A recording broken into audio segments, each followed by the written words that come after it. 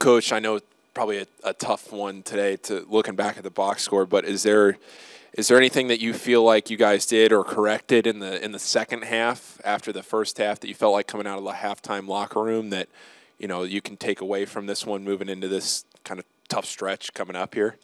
Yeah, we just talked about we were jamming the rebounder a lot on our misses, and I think that was just a frustration thing because there was a lid on the basket. We weren't shooting as well as we could, and I think that there was a lot of frustration there. So we were jamming the rebounder with 2 or 3 players, which allowed them to get going and get transition three, get their confidence, and start making shots. So I felt like we didn't do that as much in the second half and didn't give up as many transition threes as we did. But all credit to St. John's. This one's on me.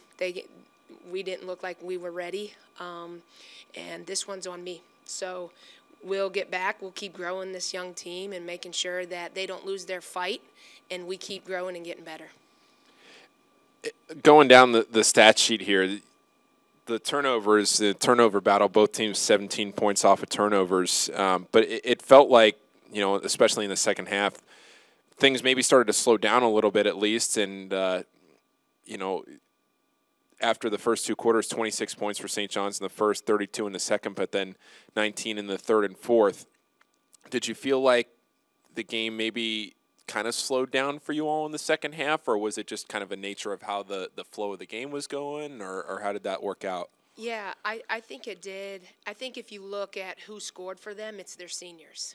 And it's kids that have started for St. John since they've been in the program, or they're junior. Leilani's a junior, but they're just so experienced in high-level games, experienced in Big East games, experienced with playing 3 games in 5 days, and what your mindset has to be and all that. And I thought we looked young tonight at just our effort and how you got to play hard even on the 3rd game in 5 days and no excuses. And I thought it showed just in how they were attacking us and what they were able to do, and how we just got frustrated instead of keep attacking, keep being aggressive, keep being who we are.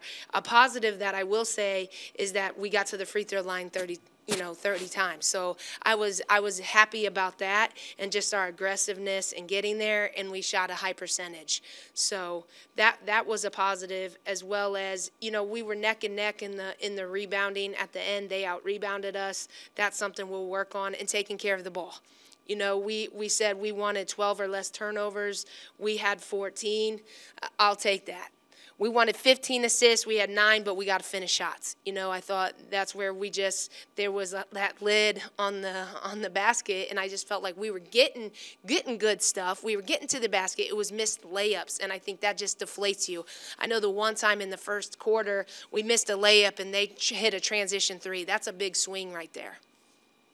Yeah, and it seemed like in the first couple of quarters, at least, the game plan at least seemed to be that you really wanted to get to the rim. You wanted to attack, and you wanted to get to the free throw line. You did that. You shot 32 free throws.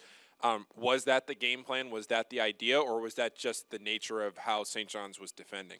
Yeah, no, that's always one of our goals, is to get to the free throw line, because we have good shooters and we can shoot at a high percentage. Once we do get there, get our confidence going. So I thought our kids did a great job of turning the corner and drawing fouls. And Kay Satterfield, she finished with 18 points, 7 rebounds. She got knocked up a little bit there at the end. Is she okay? Well, we'll see. I know I'll talk to the doctors and see where she's at. But yes, she's okay from that sense. It was a physical game, and Satterfield, and she got to the rim. She scored those 18 points, but she got to the free throw line too. She was 8 of 8. How valuable is it for you as a coach to have somebody who on the season gets to the free throw line as much as she does, and she's only missed 6 free throws? She's one of the best free throw shooters in the country. How valuable is that to be able to put the ball in her hands, let her attack, and trust that she's going to either convert on a layup or make the free throws? It's a huge advantage, and especially because she's a player that really can play 1 through 5. She can guard 1 through 5. So in a lot of ways, she's a mismatch for a lot of players, and that's why she's able to get downhill and then draw the fouls and then make her free throws. So, you know, that's awesome to see that she was 8 of 8. She's been in the gym since she came out of the womb, so I'm not surprised. She probably was starting to shoot those when she was 2 years old. So it's just muscle memory for her and hours of work in the gym with her dad and her coaches. Thanks, Coach. Thank you.